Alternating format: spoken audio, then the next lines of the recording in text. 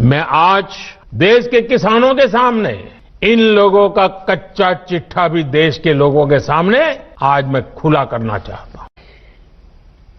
ये कृषि सुधार, ये कानून रातों रात नहीं आए हैं।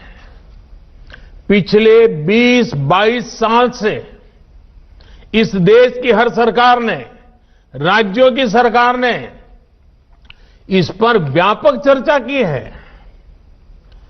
कम अधिक सभी संगठनों ने इन पर विमर्श किया है। देश के किसानों के संगठन, कृषि एक्सपर्ट्स, कृषि अर्थशास्त्री, कृषि वैज्ञानिक, हमारे यहां के प्रोग्रेसिव किसान भी लगातार कृषि क्षेत्र में सुधार की मांग करते आए हैं। सचमुच में तो देश के किसानों को उन लोगों से जवाब मांगना चाहिए जो पहले अपने घोषणा पत्र में इन सुधार करने की बात लिखते थे, वकालत करते थे और बड़ी बड़ी बातें करके किसानों के वोट बटोरते रहे, लेकिन अपने घोषणा पत्र में लिखे गए वादों को भी पूरा नहीं किया। सिर्फ इन मांगों को टालते रहे क्योंकि किसानों की प्राथमिकता नहीं था और देश का किसान इंतजार ही करता रहा।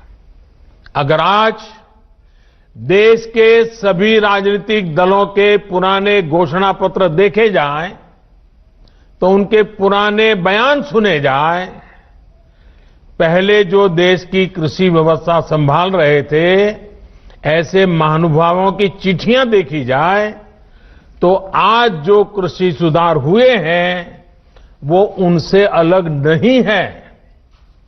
होता क्या है? होता ये है कि किसान की पैदावार सस्ते से सस्ते दामों खरीदी जाती है और शहर में महंगे से महंगे दामों बेची जाती है। क्या मैं पूछना चाहती हूँ, क्या किसानों का हक नहीं बनता है कि उनके पैदावार की सही कीमत उन्हें मिले? क्या शहर में आम इंसान का ये हक नहीं बनता है कि रोजमर्रा की जरूरत की चीजें उन्हें भी सही दाम पर मिले? ये कब संभव होगा? ये तभी संभव है जब किसान बिना किसी बिचौलिए के अपनी पैदावार सीधे शहर तक पहुंच सके। मगर ये अच्छा है, किसान के लिए अच्छा है। आज किसान को एक विकल्प देने की जरूरत है। जितना विकल्प दे सके उतना अच्छा है, खराब नहीं है किसान के लिए। आज किसान जब सीजन आता है तो अपना आलू 2 रुपए 1 रुपए किलो में बेचता है, उसके 3 महीने बाद अपना ही आलू भी 30 रुपए और 40 रुपए में खरीदने का मजबूर होता है। ऐसे टमाटर की बात है। अपनी ट्रॉली का डाल खोल के किसान सड़कों के ऊपर अपना आलू गिरने को मजबूर होता है, जो फोटो दिखा रहे थे पंजाब के जो सांसद हैं। ऐसे जो किसानों को जितना विकल्प दें वो उनके लिए बुरा नहीं हो सकता। विकल्प देने की आवश्यकता है। और कोई ये बाध्य नहीं है कि भाई इन्हीं को देना पड़ेगा। अगर मल्टी ब्रांड रिटेल का कोई एफडीआई के अंदर जो स्टोर है वो किसान को ज्यादा भाव देगा, किसान उसको देगा। कि देश का किसान बेवकूफ नहीं है। देश के किसान को मूर्ख ना समझिए। जो किसान को ज्यादा भाव देगा, किसान अपना फसल उसको देगा, किसी और को नहीं देगा। अगर आड़तिया देगा तो आड़ती को देखो, जिनको आपने किसान होता है और बेचना जाता है तो उसके पास कोई मार्केट नहीं है, उसको मालूम नहीं किस मार्केट में जाना है। अगर मंडी जाता है तो 35 से 40% सामान खराब हो जाता है। और इस बीच में 8 लोग कमीशन एजेंट होते हैं, बीच में 8 कमीशन एजेंट बिचौलिए। और ये स्टडीज की गई हैं और मेरे पास आंकड़े हैं कि बेचारे किसान को 15 से 17%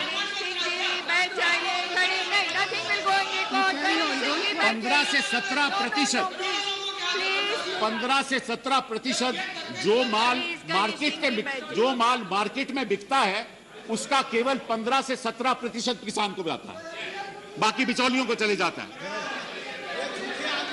तो आप विपक्ष के नेता और विपक्ष दलों को यह तय करना है कि वो किसान के साथ हैं या बिचौलिए के साथ हैं। ये आप तय कर लीजिए।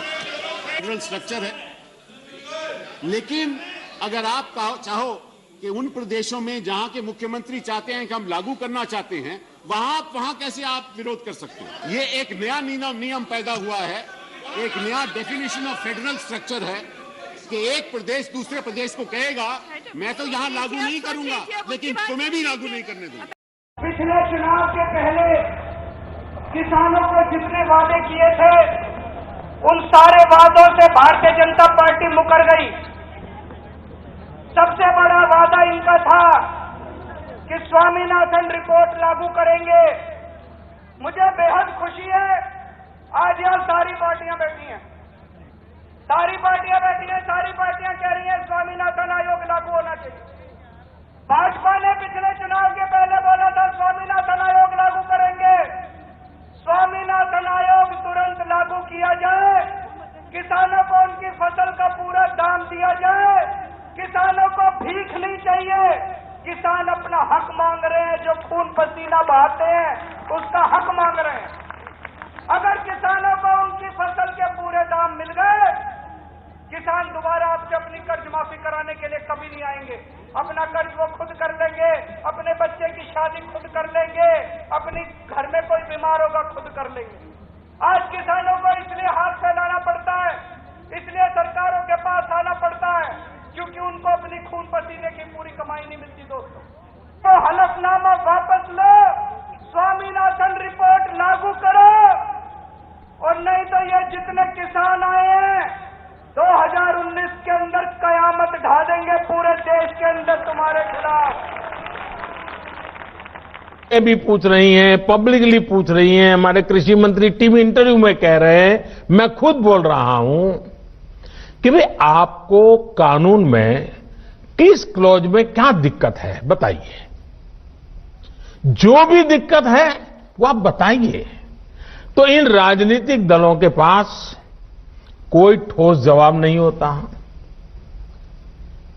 और यही इन दलों की सच्चाई है। आज जो किसानों के नाम पर आंदोलन चलाने निकले हैं, जब उनको सरकार चलाने का या सरकार का हिस्सा बनने का मौका मिला था, उस समय इन लोगों ने क्या किया, ये देश को याद रखना जरूरी है। वही बातें इन कृषि सुधारों में की गई हैं। मुझे लगता है उनको पीड़ा इस बात से नहीं है कि कृषि कानूनों में सुधार क्यों हुआ, उनको तकलीफ इस बात में है कि जो काम हम कहते थे लेकिन कर नहीं पाते थे, वो मोदी ने कैसे किया, मोदी ने क्यों किया, मोदी को इसका क्रेडिट कैसे मिल जाए। मैं सभी राजनीतिक दलों को हाथ जोड़ के कहना चाहता हूं, आप सारा क्रेडिट अपने पास रख लीजिए। आपके सारे पुराने घोषणा पत्रों को ही मैं क्रेडिट देता हूं, मुझे क्रेडिट नहीं चाहिए। मुझे किसान के जीवन में आसानी चाहिए, समृद्धि चाहिए, किसानी में आधुनिकता चाहिए।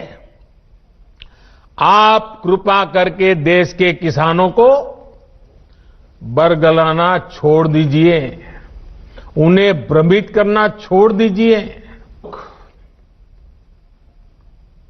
आज झूठे आंसू बहाने वाले लोग कितने निर्दयी हैं, इसका बहुत बड़ा सबूत है स्वामीनाथन कमेटी की रिपोर्ट। किसान से झूठे वायदे करने वाले सत्ता में आते रहो, झूठे वादे करते रहो, मलाई खाते रहो, यही इन लोगों का काम रहा है। मैं अब आपसे कृषि सुधारों के बाद बोले जा रहे सबसे बड़े झूठ के बारे में बात करूंगा। बार बार उस झूठ को दोहराया जा रहा है, जोर जोर से बोला जा रहा है, जहां मौका मिले वहां बोला जा रहा है,